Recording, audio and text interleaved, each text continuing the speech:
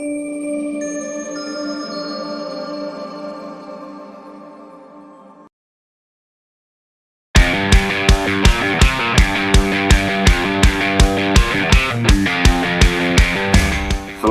untuk menghadapi dinamika tugas kita sehari-hari yang akan menghadapi operasi Ketupat Musi 2022 yang merupakan operasi terbesar dan operasi rutin setiap tahun yang harus kita laksanakan, juga terkait dengan situasi kepolisian secara nasional,